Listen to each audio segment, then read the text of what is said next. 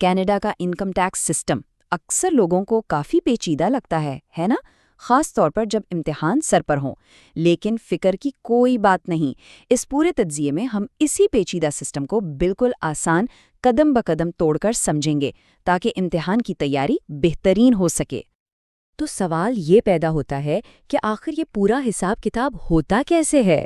مطلب آمدنی سے لے کر فائنل ٹیکس بل تک کا یہ سارا سفر کیسے طے ہوتا ہے؟ یہی وہ بنیادی سوال ہے جس کا جواب ہم اگلے چند منٹوں میں مل کر تلاش کرنے والے ہیں۔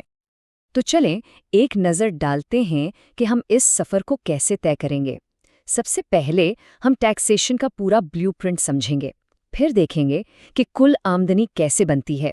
اس کے بعد ہم ان کٹوتیوں پر بات کریں گے جو آمدنی کو کم کرتی ہیں، اور پھر بنیادی ٹیکس کیسے کیلکولیٹ ہوتا ہے، اور آخر میں سب سے اہم کریڈٹس جو آپ کے ٹیکس بل میں آخری کمی کرتے ہیں۔ تو ٹھیک ہے، شروع کرتے ہیں پہلے حصے سے۔ دیکھیں، سیدھا نمبرز اور کیلکولیشنز میں کودنے سے پہلے یہ سمجھنا بہت ضروری ہے کہ آخر یہ پورا سسٹم بنایا ہی کیوں گیا اور یہ کام کیسے کرتا ہے، یعنی اس کا کیوں اور کیسے۔ یہ بات سمجھنا بہت ضروری ہے۔ ٹیکس کا نظام صرف پیسے اکٹھے کرنے کی کوئی مشین نہیں، یہ ایک بہت طاقتور ٹول ہے، ایک ایسا اوزار جس سے حکومت معاشرے کی سمت طے کرتی ہے۔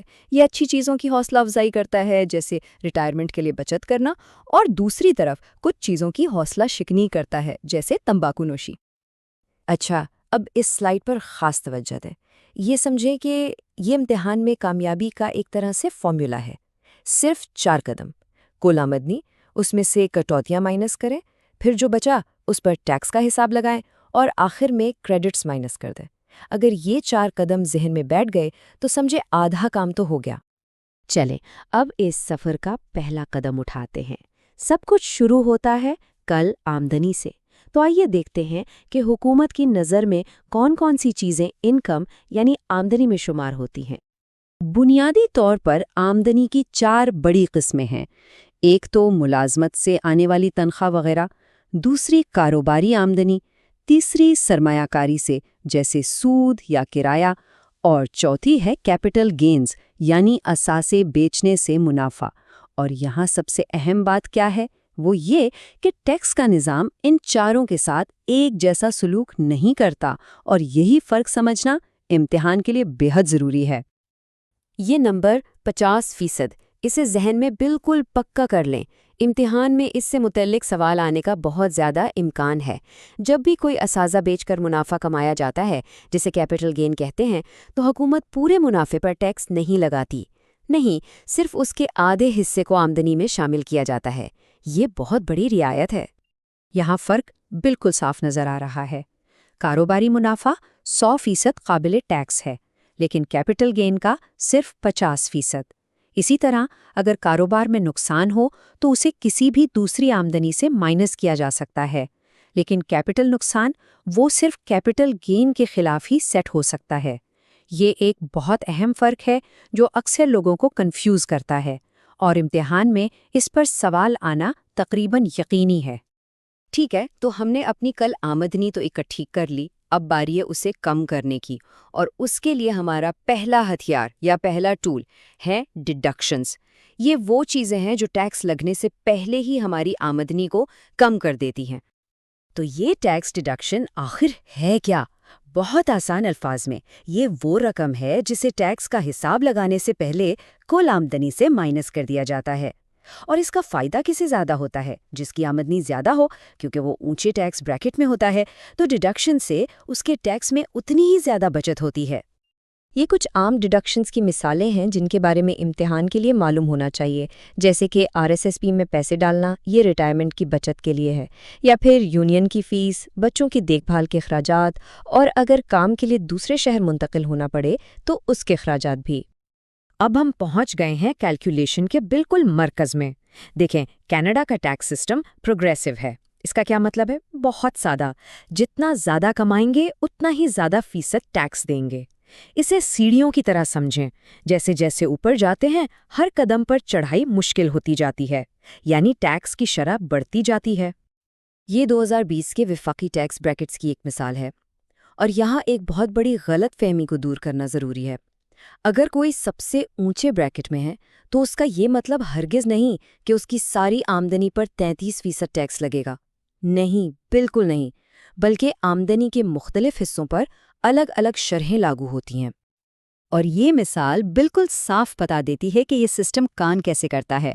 جیسے رالف کی $55,000 کی آمدنی ہے تو اس کے پہلے $48,535 پر 15% ٹیکس لگے گا۔ پھر اس سے اوپر جو رقم بچی یعنی $6,465 اس پر اگلی شرح یعنی 20.5% ٹیکس لگے گا۔ اسے یوں سمجھے جیسے الگ الگ بالٹیاں ہیں جو ایک کے بعد ایک بڑھتی ہیں۔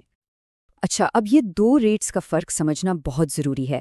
ایک ہے ایوریج ٹیکس ریٹ، یہ بتاتا ہے کہ مجموعی طور پر کتنا ٹیکس ادا کیا گیا، لیکن جو اصل میں اہم ہے وہ ہے مارجنل ٹیکس ریٹ۔ یہ بتاتا ہے کہ اگر $1 کمایا تو اس $1 پر کتنا ٹیکس لگے گا۔ تمام بڑے مالی فیصلے جیسے سرمایہ کاری کہاں کرنی ہے اسی ریٹ کو دیکھ کر کیے جاتے ہیں۔ اور اب ہم پہنچ گئے ہیں اس پوری کہانی کے آخری اور شاید سب سے اہم حصے پر۔ ٹیکس کا حساب تو لگ گیا، اب اسے کم کرنے کی باری ہے، اور اس کے لیے ہمارے پاس آخری اور سب سے طاقتور ٹول ہے ٹیکس کریڈٹس۔ یاد رکھیں، ٹیکس کریڈٹ ڈیڈکشن سے بالکل مختلف چیز ہے۔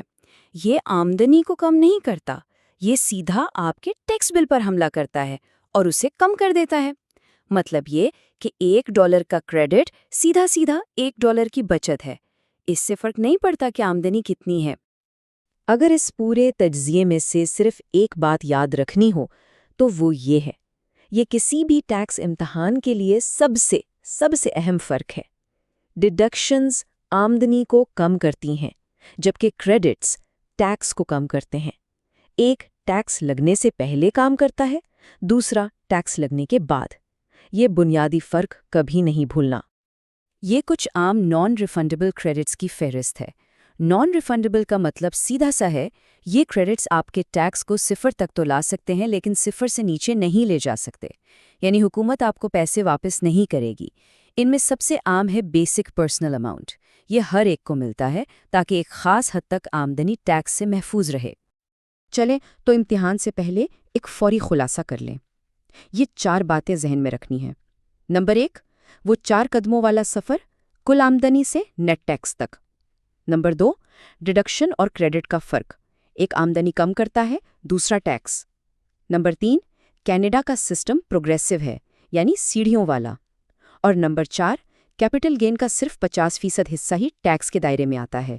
بس یہ 4 نکات سب سے اہم ہیں۔